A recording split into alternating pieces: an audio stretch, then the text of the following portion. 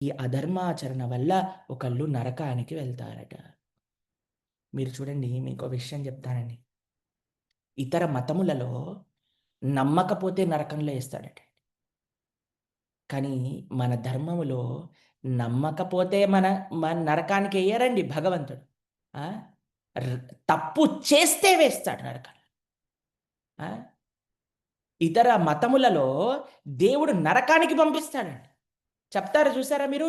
నరకానికి పంపిస్తారు, నరకానికి పంపిస్తారు. శాశ్వతమైన నరకములలో మీరు ఇదవ్వాలి అని. కానీ భగవాను శ్రీకృష్ణుడు మనల్ని నరకానికి పంపించడండి. నరకానికే మనతో పాటు వస్తాడట పరమాత్మగా. మనం ఏ జీవిలో ఏ జన్మ ఉన్నా సరే ఆ జన్మలో మన కోసం వస్తాడట. అయ్యా నేనున్నాను తోడు, నేనున్నాడు తోడు అని మనతో పాటు నడుస్తాడట భగవాన్. నరకానికి పంపించాడండి. దేవుడు నరకానికి నమ్మకపోతే పంపించాడు. మన మన స్వామి, మన ప్రేమ ఉన్న స్వామి తప్పు చేస్తే పంపిస్తాడు కానీ నమ్మకపోతే నరకంలో ఏసేస్తాను అని మనవాడన్నారు. ఎంత ఎంత అద్భుతమైన ధర్మం, సనాతన ధర్మం ఒకసారి అర్థం చేసుకోండి. అయ్యా నువ్వు తప్పు చేస్తే నీకు జైలు శిక్ష. తప్పు ఆచరణ ఉంటే నీకు నీకు నిన్ను నువ్వు ఇబ్బంది పడాలి. ఇక్కడ చెప్తున్నారండి. మీకు ఇంకో విషయం చెప్తాను. భగవానుడు ఎవరిని నరకంలో ఎయ్యాలి అని ఆయన స్వభావం కాదండి. నిజంగా చెప్పాలి అంటే మీకో కథ చెప్తాను మీకు అర్థమవుతుంది.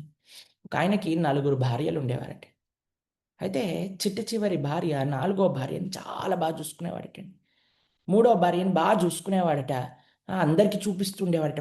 మా భార్య ఇదండి, మా భార్య ఇదండి అని మొత్తం సెల్ఫీలు అప్‌లోడ్ చేసి అన్నిట్లో పెట్టేసేవాడట. ఆ! రెండో భార్యని గూడా బానే చూసుకునేవాడట. అంత ప్రేమతో ఉండేవాడట. కానీ ఒకటో భార్యని మాత్రం అస్సలు పట్టించుకునేవాడు కాదట. ఒకటో భార్యని మాత్రం అస్సలంటే అస్సలు పట్టించుకునేవాడు కాదట. లాస్ట్‌కి ఒక పెద్ద రోగం వచ్చిందట. పొయ్యే పరిస్థితికొచ్చిందట.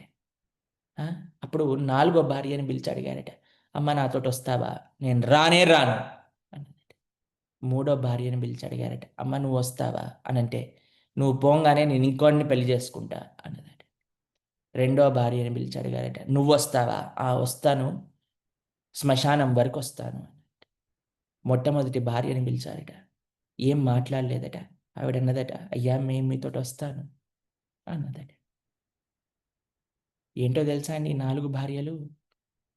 మనం అన్నిటికంటే ప్రాణాతి ప్రాణంగా ప్రేమించే ఈ శరీరం మనతోటి రాదు ఎప్పటికైనా గుర్తుపెట్టుకోండి.